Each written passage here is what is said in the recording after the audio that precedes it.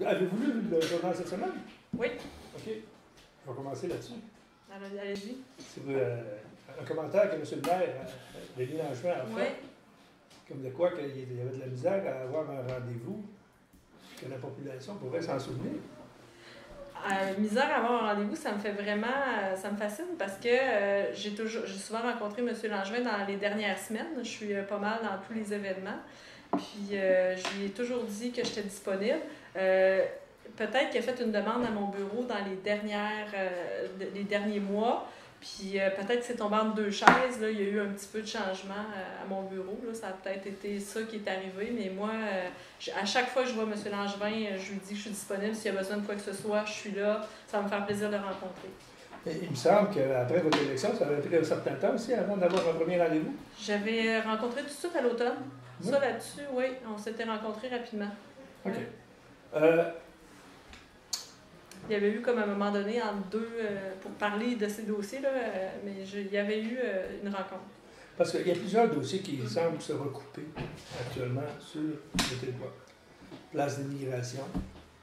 Il y a la polyvalente ici, il y a la salle de spectacle. Puis il y a un comité, je ne sais pas si c'est un comité qui existe ou à un moment donné, le comité de la ministre, Mme Proulx, qui voudrait un complexe sportif. Puis à un moment donné, on parle d'un complexe multi-projet. C'est quoi la vision de Mme Proulx? C'est une excellente question. Moi, ma vision, c'est de trouver des projets pour la population. Moi, je veux savoir ce que la population veut. Je veux pas le projet à M. Chose, à Mme Y. Je veux un projet que la population désire avoir puis qui va attirer une population locale. Hein, on est en déficit, en dévitalisation dans la région de façon générale. Notre déficit démographique est visible. On reste stagnant ou on diminue pour la plupart des MRC que je couvre ici dans Côte-du-Sud. Donc, l'idée est de trouver des projets que la population désire avoir. Dans une perspective, moi, si j'ai un rôle de leadership à jouer, c'est au niveau de l'attraction de la population. Quel projet sur notre territoire va attirer une population qui va vouloir venir habiter ici, élever leur famille ici, prendre leur retraite ici, participer à la vie active du milieu? Ça m'allume et ça m'anime vraiment. Puis pour ça, c'est sûr que moi, je ne l'ai jamais caché. Je suis très ouverte au projet d'un centre multisport. J'ai été une gymnaste ici dans la région. J'ai fait beaucoup d'athlétisme, du basketball. Je suis une grande sportive. Puis, je vois les infrastructures sportives disponibles. Puis moi, j'aimerais ça que mes enfants voient ça différemment, que mes enfants vivent ça différemment et accès à des infrastructures de haut niveau. Puis on a vu dans d'autres régions où il y a eu des infrastructures sportives qui se sont établies, ça a fait un phénomène intéressant d'attraction de la population. Fait que dans cette perspective-là, c'est peut-être un centre sportif, c'est peut-être d'autres choses. Mais comme je le dis, moi j'ai un fondement, c'est de consulter la population. J'ai été impliquée au début, puis là en ce moment il y a un comité mis en place autonome, puis c'était pas moi qui a parti le projet, là, c'est vraiment là, la chambre de commerce qui était là initialement à ça, mais il y a beaucoup de gens dans la région qui en parlent d'un centre sportif ici. Évidemment, ça ne faisait pas l'unanimité, ça ne rejoignait pas certaines personnes. Mais là, l'idée, c'est que ce comité-là veut se pencher là-dessus. Mais moi, la seule chose que j'ai dit à ce comité-là, c'est que je veux entendre la population. Je veux savoir qu'est-ce qu'elle veut la population. Puis la population de toutes les MRC, autant de Lillet que de Montmagny, parce que ça dessert ces populations-là. Moi, c'est pas une affaire de ville, c'est une affaire de région. Hein, c'est des infrastructures d'envergure régionale que je veux pour couvrir. S'il y a un projet, parce que peut-être que ça n'intéresse pas la population. Puis si c'est le cas, bien, ça sera ça. On le sait qu'il y en a des projets. À un moment donné, à savoir qui est le leader du projet, oui. Là, c'est plus compliqué. Okay. Le comité à lequel vous faites référence, est-ce que c'est le comité qui comprend la Chambre de commerce, la commission scolaire, la ville de Montmagny, un représentant de votre bureau? Est-ce que il n'y a pas de représentant de mon bureau. Est-ce que ces gens-là sont tous réunis sur un comité qui serait réuni il y a à peu près une couple de semaines? Oui, il y a un comité qui s'est rencontré là, il y a quelques semaines. Oui. Puis, à quelque part, est-ce que c'est un projet... Est-ce que c'est une enquête de police? Non, pas du tout. Je veux comprendre. Est-ce que vous avez déjà vu ces plans-là? Non, jamais. Vous n'avez jamais vu ça? Non. OK. Parce qu'ici, moi, vous voyez, ça, c'est l'aréna. OK. Ici, il y a une piscine, il y a un complexe sportif, il y a une palestre. OK. OK, il y a même des plans. C'est des plans qui ont été faits sur ici. Ah, bien, écoute, vous voyez, on ne m'a pas montré ça du tout. On ne vous a pas montré ça? Non. C'est qui vous a fourni ça? Et j'ai parlé avec M. Desrosiers. OK. Vous voyez, ça, c'est l'ARENA. C'est un nouveau projet. C'est pour ça que je dis, Bon. quand je vous dis je veux comprendre des choses, ce projet-là, il aurait été présenté à M. Desrosiers. OK. C'est un projet qui a été fait par une firme d'architectes à un moment donné. Puis, pour ça que je dis, c'est pas une enquête, mais à un moment donné, moi, je veux qu'on voit qui est en arrière de quoi. Puis, à côté, il y a la polyvalente. Puis là, la polyvalente, ben, il y a le projet de la salle de spectacle. Il y a Magic Gym qui va avoir une palestre. On a une piscine qui est visuelle. Oui. On me dit que Magic Gym pourrait aller peut-être dans la palestre, mais est-ce qu'on aurait une nouvelle piscine? Puis est-ce que ça va? C'est juste ça. C'est ça que je dis. Puis moi, là, c'est le fun, les questions que vous soulevez, on n'a pas de réponse. Moi, ce que je veux, c'est entendre la population. Qu'est-ce qu'on veut? On connaît les intérêts des clubs sportifs, on connaît les intérêts ou les non-intérêts de certains autres groupes. Mais moi, je veux entendre ce que la population veut. Les jeunes d'ici, de la région, qu'est-ce qu'ils veulent? C'est ça qui est important. Les parents, qu'est-ce qu'ils veulent? Moi, d'entendre des parents vouloir déménager à Lévis parce qu'il y a des offres de sport-études, parce qu'il y a des programmes sportifs, il y a de l'accessibilité, il y a des infrastructures de haut niveau. Moi, ça me déchire le cœur.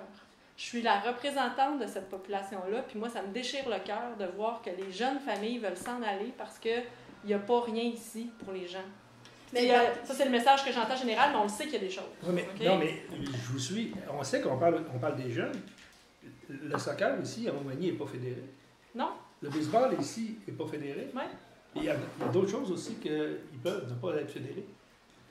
On parle d'attirer des immigrants qui, la plupart, aiment le soccer. Comment vous pensez qu'on fait pour attirer des gens quand on n'est pas capable de servir? Excellente à partir du moment où on a Internet qui a coûté combien de 100 000? Puis on a personne qui joue dessus. Moi, je veux juste comprendre. Puis, au-delà des infrastructures, vous le nommez, ça prend de l'animation. Fait que c'est ça l'idée, c'est comment on anime nos infrastructures comme le terrain de soccer. Tu sais, c'est à bout de bras porté par des parents.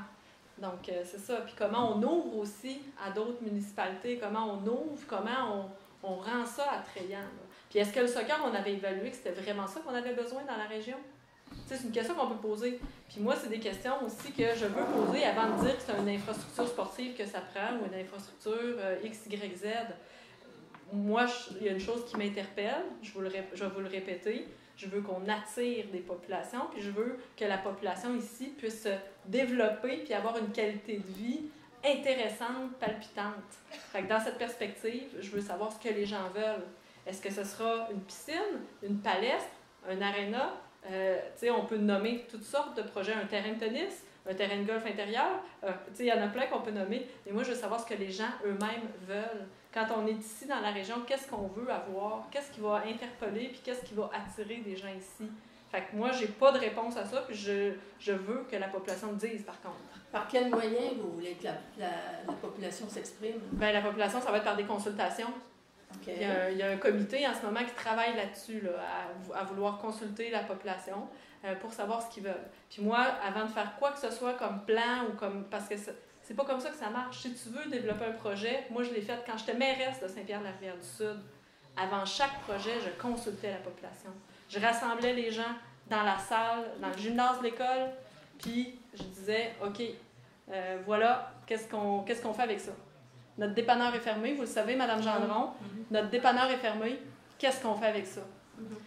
Les gens, on en parlait. Là, moi, je présentais les avenues potentielles, certaines avenues potentielles. Puis après ça, on allait de l'avant avec ce que les gens voulaient. Puis les gens disaient, même chose pour le système de traitement des eaux à Saint-Pierre. C'était en plein milieu de la municipalité. Une grosse fosse en plein milieu. J'ai consulté la population sur ce que ça aurait l'air, où est-ce qu'il fallait le mettre, qu'est-ce qu'on pourrait mettre autour pour embellir l'endroit. Fait que ça, c'est des choses que, pour moi, ça ne dépend pas de l'élu seul. Il faut travailler, il faut démocratiser les décisions. Puis moi, c'est dans cette perspective-là aussi que j'envisage mon rôle de député et de ministre. Mais avez-vous... Qui va prendre le leadership? Vous dites c'est les gens. Bien, il y a un comité en ce moment qui est autoportant, qui roule. Là. Au niveau municipal, est-ce que vous sentez que ça se travaille bien ensemble? Oui, la ville participe, amène des idées, met de l'eau au moulin. Mais moi, c'est pas juste la ville. Hein? Puis ça aussi, le maire, là-dessus, on s'entend, il faut que ce soit les MRC. Il faut que ce soit, c'est important que la MRC de Lillet, que les municipalités de Lillet soient consultées, que les municipalités, la MRC de Montmagny soient consultées. Les utilisateurs de quelconque infrastructure, vu notre population en ce moment, il faut élargir le bassin. On n'est pas une population de 50 000 juste à Montmagny. Fait que ça, c'est important de le rappeler. Des gens me disaient que le projet de la salle de spectacle serait prêt à présenter. OK. Le maire de Montmagny semble avoir une place d'immigration, un centre des congrès ou une salle communautaire, il m'a parlé de ça. Qui serait prêt. Est-ce que vous êtes prêt à court terme à faire débloquer ces deux projets-là en attendant la réponse de ce que la population veut? Ou vous dites non, moi j'aime mieux attendre pour voir vraiment où on va aller? Quelles sont les retombées? La CAQ, on est un gouvernement pragmatique, puis je le suis aussi dans ma façon de voir, d'envisager le comté. Quelles sont les retombées et qu'est-ce que veut la population? Est-ce que c'est des projets qui ont l'acceptabilité de la population? C'est juste les questions que je pose. Je n'ai pas d'autres réponses à vous donner que ça en ce moment. Pour moi, c'est des projets, tant à la ville, tant pour le projet de salle de spectacle. Est-ce qu'il y a une adhésion à ce projet-là ou c'est l'affaire de quelques personnes? Donc, ça va prendre quand même quelques années, quoi, avant de se concrétiser.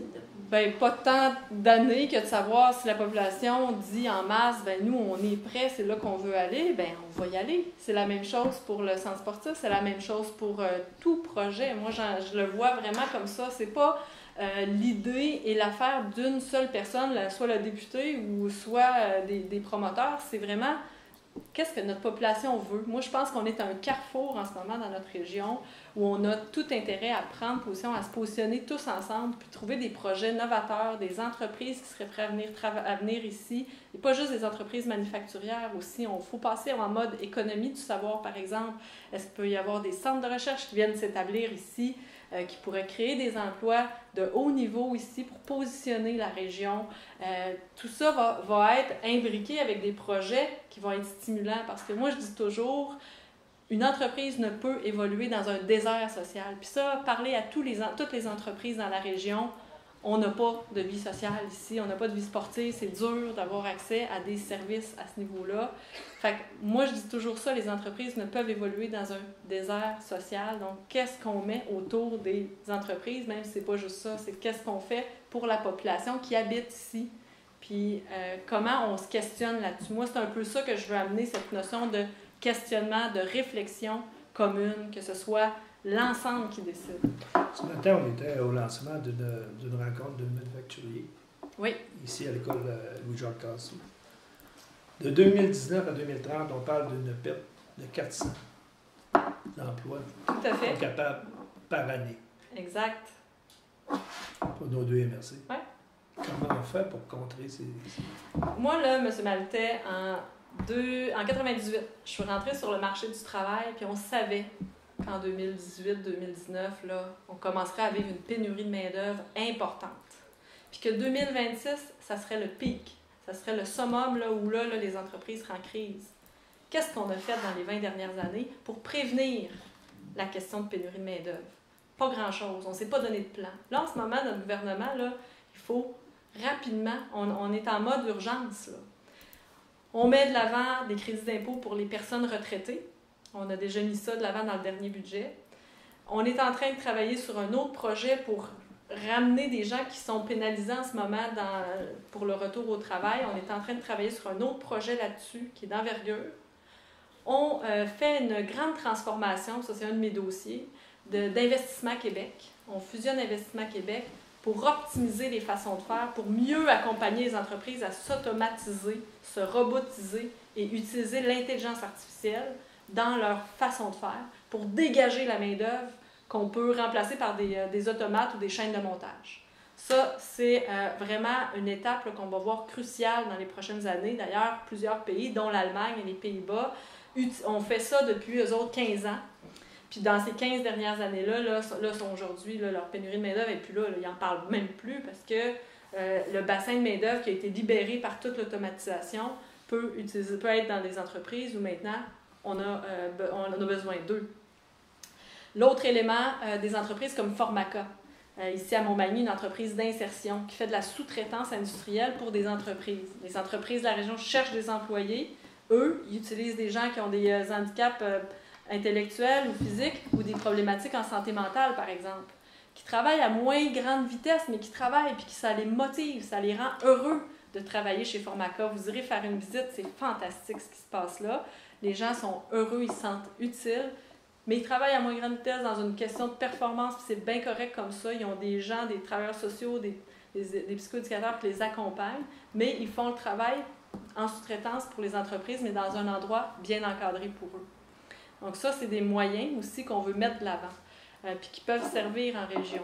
Donc, je pense que ça... Puis bien sûr, l'immigration, mais l'immigration n'est pas la panacée. C'est une solution parmi tant d'autres. Puis là, on travaille fort, justement, à dénouer là, les enjeux bureaucratiques qui empêchent l'accès rapide des immigrants à immigrer ici au Québec. Ce matin, on disait aussi peut-être un maillon faible, les jeunes hommes de 15 à 24 ans. Mm-hmm. À la fin des années 90, c'était un cas. On n'est pas capable de les maintenir en emploi. Comparativement, c'est plus facile de garder les filles à cet âge-là en emploi que de garder les gars, ou en tout cas, à un moment donné, on dirait qu'on n'est pas capable de les affilier au marché du travail. Il y a comme une motivation qui n'est pas là. Ouais. Puis c'est des enjeux via l'éducation. Là, je vous ai parlé d'éléments reliés, puis vous le savez, là, pour notre gouvernement, une des priorités, c'est l'éducation. Puis ça fait partie d'une clientèle 15-24 qui mériterait d'être bien accrochée. Vous avez raison, M. Legault, c'est une de ses préoccupations. Puis il a commencé sa carrière comme ça en 98 en parlant des jeunes hommes, l'éducation qui n'était pas adaptée aux jeunes hommes, aux jeunes garçons. Puis l'idée, je suis tout à fait d'accord avec vous, puis on le constate bien là, sur le marché de l'emploi, que c'est pas toujours évident. Mais c'est important d'amener ces gens-là à être intéressés à l'école aussi, parce qu'on le sait aujourd'hui, ces jeunes-là, ils doivent être formés, ils doivent avoir une formation minimale, puis ils doivent être en formation continue. Fait que puis de se questionner, je pense que c'est une bonne question pour le ministre de l'Emploi, de questionner pourquoi les jeunes hommes. Puis, moi, j'ai pas de réponse aujourd'hui, mais je pense que ça pourrait être une question intéressante à apporter au ministre de l'Emploi, questionner pourquoi c'est plus difficile avec eux. Si c'est le cas, peut-être c'est pas le cas, peut-être c'est juste un constat qu'on fait à micro. C'est les statistiques ça là, on est allé ce matin, ça a été clairement présenté par l'économiste du ministère. Okay. Quelque part, c'est lui qui a fait la présentation. OK. Ah oui, Dominique Bois. Monsieur Dominique Bois. Dominique Bois, puis c'est lui qui nous sortait les statistiques, nous les a sorties ce matin. Parce que d'un côté, on perd les 15-19 ici, à un moment donné, en tout cas, je ne veux pas porter de jugement, mais je peux penser que c'est des décrocheurs aussi, à un moment donné, qui étaient au niveau de l'éducation. Puis on a j'oserais dire, une certaine élite qui s'en va étudier à l'extérieur de ces jeunes-là, qui partent, qui vont aller dans des programmes. Ouais. Est-ce que ces jeunes-là, on a des outils pour mesurer s'ils reviennent ici ou s'ils ne reviennent pas? Ou on les perd aussi? C'est-à-dire qu'est-ce qu'on a des fuites des deux bords, finalement, on se ramasse avec. Puis là, vous voulez mettre une école plus adaptée dans ce milieu-là, avec des programmes spécifiques. Ça va prendre ça. Il faut que l'éducation s'ajuste et s'adapte. Il faut que l'éducation devienne plus agile. Ça, c'est clair. Puis même dans des régions comme les nôtres, on ne peut plus avoir des règles strictes, encadrantes. Puis dans ma vision du développement économique régional, je le mentionne dans toutes les rencontres que je fais dans chacune des régions que je vais, le respect des spécificités régionales. Les politiques publiques doivent tenir compte des spécificités de chacune des régions. On ne peut plus faire de programme mur à mur dans le contexte où le Québec est très différent d'une région à l'autre. L'autre élément que je dis toujours en disant cela, l'intérêt et l'importance de l'équité entre les régions, l'équité interrégionale. Il faut garder c'est quand même, puis ça c'est le rôle du gouvernement de s'assurer qu'il y a quand même un développement cohérent entre chacune des régions. Mais pour ce qui est des programmes, on ne peut pas les faire mur à mur. Mais il faut que chaque région puisse être desservie. Comme par exemple, ici dans la région Montmagny-Lillet, il n'y en a pas de sport-études. Fait qu'on est à proximité de Lévis, bien, géographiquement, toute la population s'en va là. Il y a des familles d'immigrants qui disent ben là, nous, on va aller travailler à Montmagny, mais on ne s'établira pas ici. Il n'y en a pas de programme sport-études, on va aller ailleurs. Puis c'est pas les efforts qui ont manqué au cours des dernières années pour convaincre la commission scolaire d'amener des programmes sport-études ou des programmes pour les jeunes. On ne demande pas un programme fédéré, mur à mur, de sport-études. On veut un programme où les jeunes peuvent avoir une diversité d'enseignement, une diversité d'apprendre, une façon aussi d'apprendre différemment. Puis ça, ben, on ne l'a pas. Quand vous parlez de sport, vous avez des disciplines en tête ici pour ici? Bien, il y en a plein qu'on pourrait voir, qu'on ne voit pas. Comme par exemple, il y a un club ici où on fait beaucoup de triathlon. Il y a comme un bassin de triathlètes ici. Là, vous avez vu, il y a même 5 nouveaux Ironman dans la région. Je pense que les jeunes pourraient faire ça. Je vous donne des exemples, mais ce n'est pas ce que je recherche. La natation, c'est intéressant aussi ici. La gymnastique, évidemment. C'est très fort, la gymnastique ici. On pourrait faire un sport-études avec ça facilement, là. Dans la région, attirer des gens de l'Est, peut-être, où leurs filles feraient du sport-études. Rivière-du-Loup est un modèle en ce sens. Hein? D'être ministre responsable, ça me permet de voir aussi différents modèles ailleurs qui fonctionnent très bien en milieu beaucoup plus rural et éloigné que nous, ici, dans la région. Rivière-du-Loup, on parle quand même quelques 200 km autour, plus loin un peu que les grands centres urbains. Exact. On n'est pas un peu trop proche de Lévis? Bien, c'est une bonne question. Je pense que ça fait partie de notre spécificité de la région. Mais reste que, est-ce qu'on va dire, bon, ben, vu qu'on est près de Lévis, on va laisser tomber notre développement? Moi, j'accepterai jamais ça. Ça, c'est clair. On a le droit, on est quand même un centre, on est autonome, on est indépendant, puis on l'a toujours été. Je pense qu'on a intérêt à continuer toute la région ici. On a un potentiel et une grande force, la Côte-Sud. Bien, il faut le mettre de l'avant. Puis il faut travailler tout ça ensemble.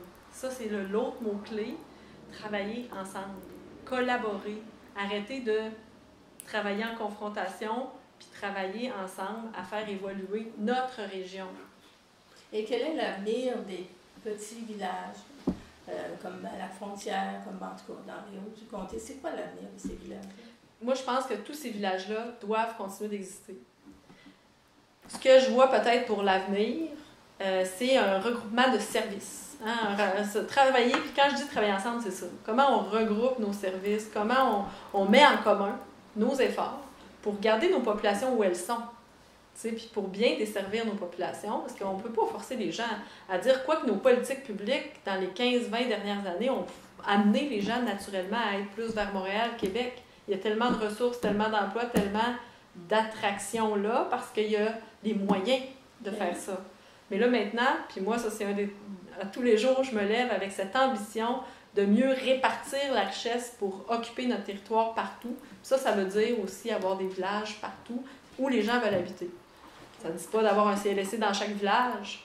Il y a des ressources régionales qui doivent se mettre en place, mais il faut que les municipalités ouvrent leur esprit à travailler davantage ensemble puis à répartir tant l'éducation que la santé, que les services municipaux un peu partout sur le territoire. Il faut ouvrir nos ornières puis travailler davantage ensemble.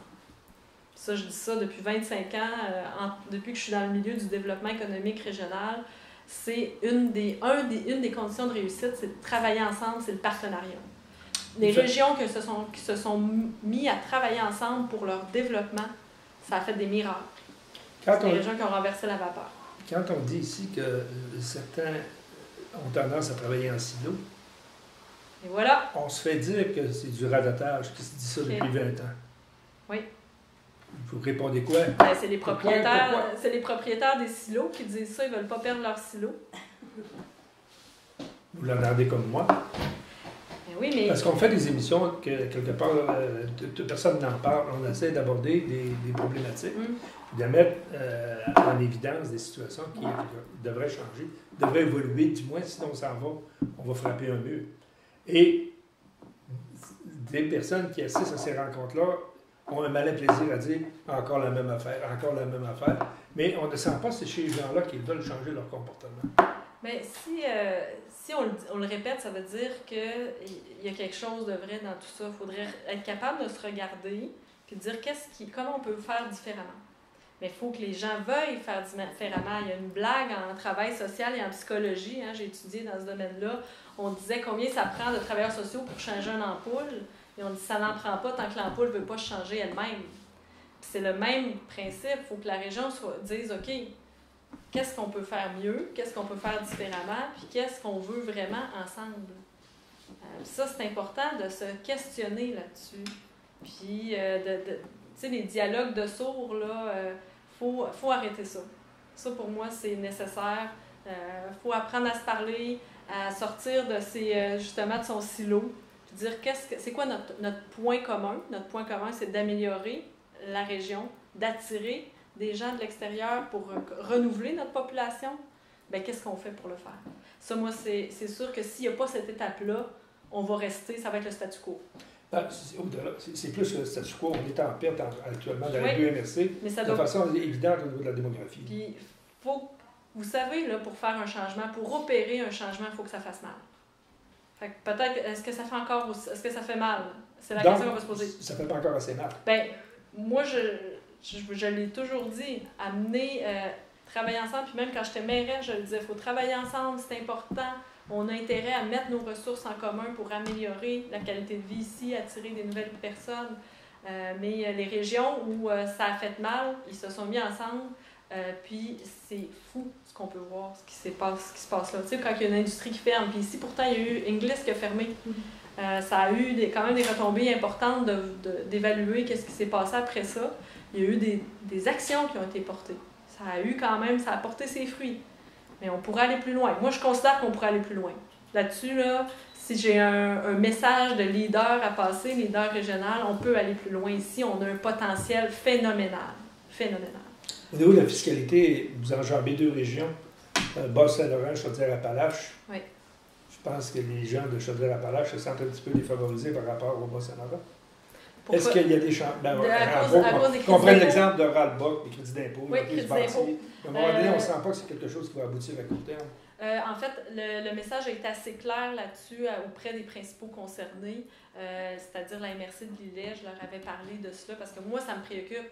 Depuis que même quand j'étais mairesse à l'époque, on en discutait parce que c'est inacceptable ce qui se produit. En ce moment, le ministre des Finances est en train de faire une évaluation de tous les crédits d'impôt, du concept de crédit d'impôt. On est en train d'évaluer si c'est vraiment la bonne façon de faire pour soutenir les entreprises, soutenir les régions.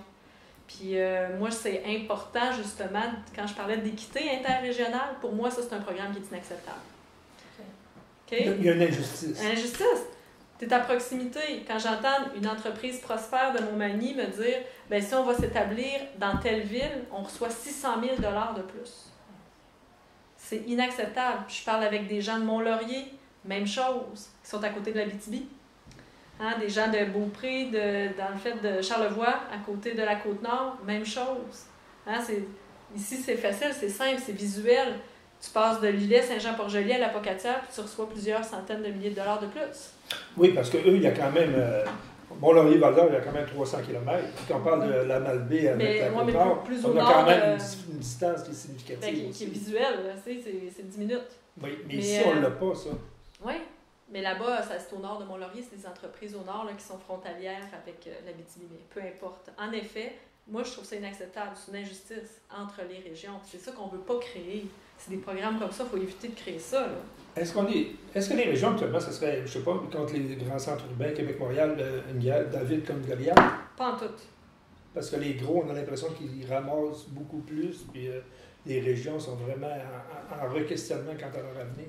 Je vous dirais que depuis 2003, avec la fusion municipale, ça a créé un rapport de force pour les villes phénoménal, extraordinaire. Hein? On s'entend, l'administration municipale de Montréal et de Québec est immense. Comparativement, par exemple, à Saint-Pierre, dans la Rivière-du-Sud, où on a un directeur général 3 jours par semaine.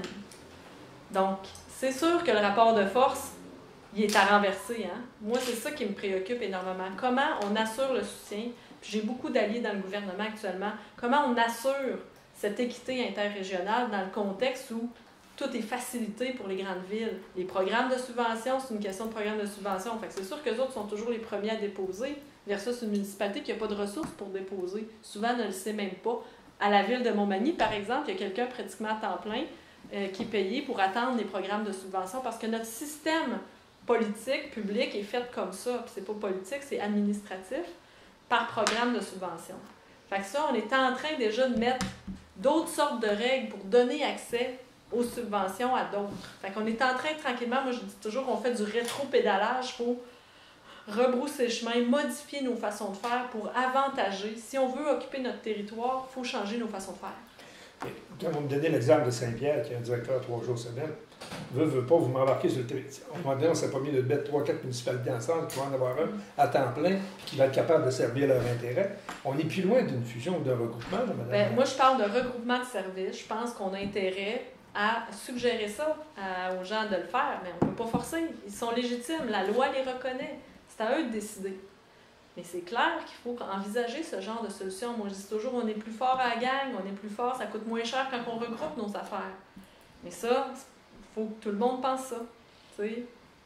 Notre perception au sujet du troisième lien, Oui. on s'approche. Est-ce qu'on s'approche ou on s'éloigne? On s'approche. Ah ouais, vraiment. Vraiment. Oui, ça va arriver. Puis est-ce que c'est bon ou moins bon pour une région comme Montmagny? Ça, si ça arrive, il faut être prêt parce que ça va être exponentiel ce qui va se passer ici. Pourquoi? Être prêt à quel niveau? Faut être prêt dans le sens qu'il faut avoir des infrastructures. Faut pouvoir, parce que je sens que si ça arrive, il y a plein de gens qui vont découvrir la région, qui vont vouloir venir s'établir ici parce qu'ils vont avoir cet intérêt pour la région, ils vont découvrir quelque chose d'exceptionnel. Puis je sens que ça peut faciliter l'accès à plein de places ici dans la région, que ça va donner un goût pour la région. Ça, pour moi, le troisième lien, ça va être un avantage net pour le développement économique. Ça va peut-être forcer ou inciter des entreprises qui sont, vu que ça va être facilité, de venir s'établir ici plutôt qu'ailleurs, plutôt que de rester à Québec ou ailleurs. Donc, moi, je pense qu'il faut être prêt à dire, OK, mais ça se peut qu'il y ait une explosion dans la région. OK. Donc, vous ne voyez pas comme la pénurie de main-d'œuvre ou le manque de main-d'œuvre ou une problématique pour dire, moi, si j'ai une entreprise demain matin, je vais aller m'établir à Montmagny ou Lillette, sachant que quelque part, je dois doubler les efforts pour être capable de recruter des gens pour venir travailler chez nous. Bien, il faut arrêter de se voir dans le négatif. Moi, je suis une éternelle optimiste, je vais le rester et je crois énormément qu'il y a une solution pour tout. Moi, la pénurie de main-d'œuvre, je le vois comme une opportunité. Une opportunité de changer nos façons de faire, une opportunité de s'automatiser, d'utiliser la technologie qui existe. Il ne faut pas se leurrer, là, ça existe, mais il faut changer nos habitudes. Fait que voyons la pénurie de main-d'œuvre comme une opportunité. Voyons les problèmes comme une opportunité. Puis c'est de même que notre région va se démarquer, puis la région va exploser, va avoir un déploiement différent. Puis c'est ça que, moi en tout cas, je souhaite ça pour ma région, pour mes enfants, pour les enfants qui évoluent ici, pour que les enfants aussi aient le goût de revenir ici, de faire la différence. L'année passée, en campagne électorale, quelqu'un me disait c'est quoi ton souhait pour la région? Mais mon souhait, c'était qu'on devienne un mini Portland, où c'est une petite municipalité, petite ville, où avec une région autour, puis ça a explosé. Des gens d'un peu partout ont décidé d'aller s'établir là. Ça a créé une dynamique, plein de petits cafés, plein de boutiques, plein d'entreprises fascinantes dans l'économie du savoir qui se sont positionnées là. Puis ça a créé un engouement certain. Moi, je crois qu'on peut créer ça. On a tout ce qu'il faut. On a le fleuve, on a les montagnes, on a des parcs incroyables pour faire du plein air. Les jeunes, c'est ce qu'ils cherchent de plus en plus, une qualité de vie, des expériences différentes, le plein air, le sport. On a toutes ces infrastructures, puis on doit les avoir davantage à mon goût. Mais ça, là-dessus, je vais être très transparente. Mais pour moi, je pense qu'on peut arriver à quelque chose d'exceptionnel, s'assurer qu'il n'y ait plus plein de maisons à vendre, s'assurer qu'il y ait un renouvellement de la population, s'assurer qu'on puisse développer notre région positivement, puis pas de manière massive et agressive et uniquement économique. Moi, je crois beaucoup que l'économie, l'environnement et l'aspect social doivent être combinés. Les municipalités, c'est un partenaire, mais les entreprises le sont aussi. Le milieu de la santé, le milieu de l'éducation aussi, on doit tous travailler ensemble pour développer un milieu. Vous parlez du fleuve.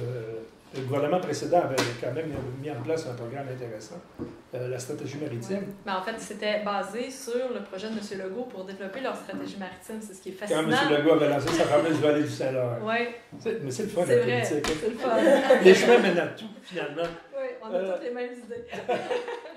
Est-ce que vous avez reçu des programmes depuis un an au niveau de ce programme-là ici qui pourrait aider au développement de la région? En fait, on est en train de reviser complètement cette stratégie maritime là, pour la réorienter en fonction du programme que proposait là, à l'époque M. Legault là, dans la vallée du Saint-Laurent, son projet Saint-Laurent, avec des zones d'innovation, avec une relation entre les universités, le monde des affaires, le monde municipal, qu'on travaille plus ensemble en cohésion. Donc, c'est un peu ça là, qui s'oriente. La stratégie maritime, ma collègue, là, puis je n'ai pas les détails en ce moment de la révision, mais ça va être public dans les prochains mois. Mais est-ce qu'on sent qu'il y a un sentiment d'appartenance envers le fleuve ici, envers... Non. Est-ce que le littoral, on sent que les gens ont intérêt à le développer? Il y a un retour. On le voit, mais on y pense pas. Ben, je pense que ça a été ça pendant plusieurs années, ce que vous nommez, mais je sens un retour à l'intérêt pour le fleuve. Oui, vraiment. Je sens que la population voit là, ce qu'ils ont entre les mains. OK. Ça me plaît. OK. Puis je reviens à votre petit Portland. Est-ce que ça revient comme un petit Portland? Ben, pas là. Il faut travailler davantage ensemble. Moi, je crois vraiment que quand on parle de silo, il faut avoir cette approche horizontale. Il faut se donner les moyens de nos ambitions si nous avons des ambitions. Puis moi, je veux que la population soit intégrée là-dedans. Moi, c'est une préoccupation. C'est une des raisons pourquoi je fais de la politique. Je fais ça parce que je crois que la démocratie doit être participative. Les citoyens doivent avoir un espace, doivent pouvoir exprimer ce qu'ils ont à dire puis participer à prendre les décisions. C'est pas l'affaire seulement de quelques personnes. Puis plus on va impliquer les gens, plus je pense qu'on va se développer. Mais moi, je pense qu'on peut y arriver vu la géographie qu'on a ici. Ça va faire bientôt 1 an que vous êtes ministre.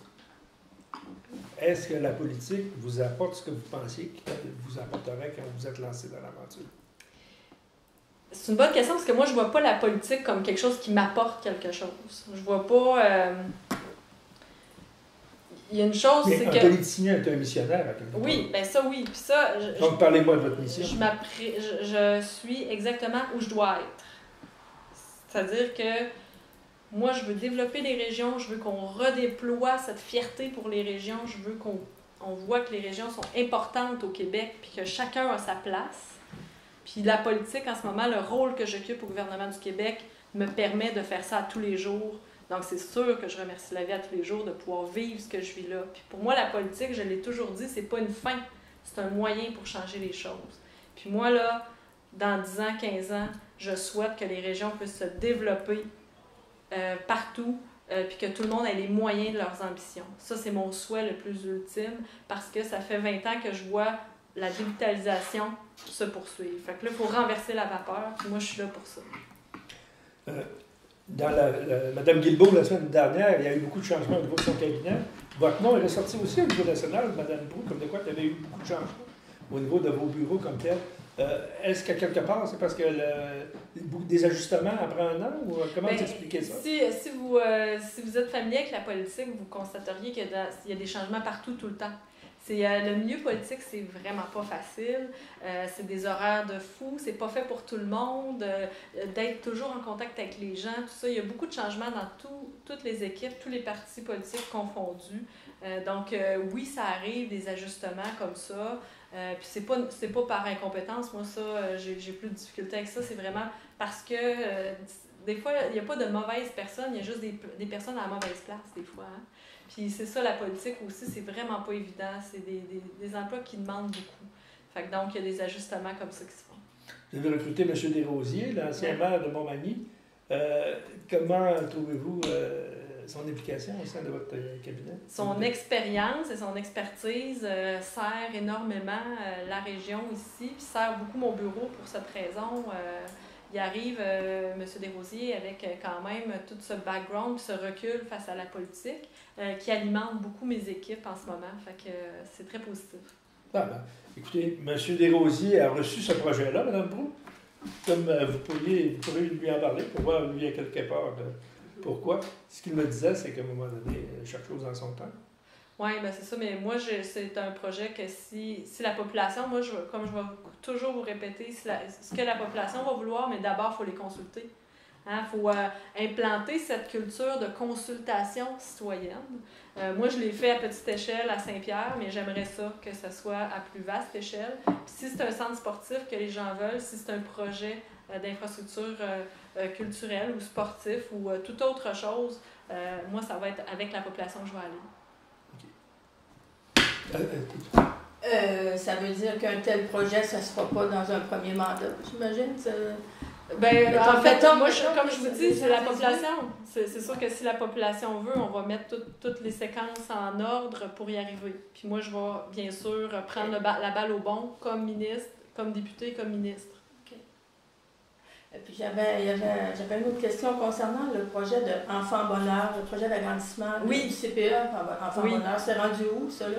Est-ce que ça va se concrétiser? Oui, bien là, tout a été accepté. Ça chemine très bien. Évidemment, là, il y a des choses que je ne peux pas vous parler tout de suite qui vont s'en venir, mais le projet là, est toujours sur les rails pour prendre forme.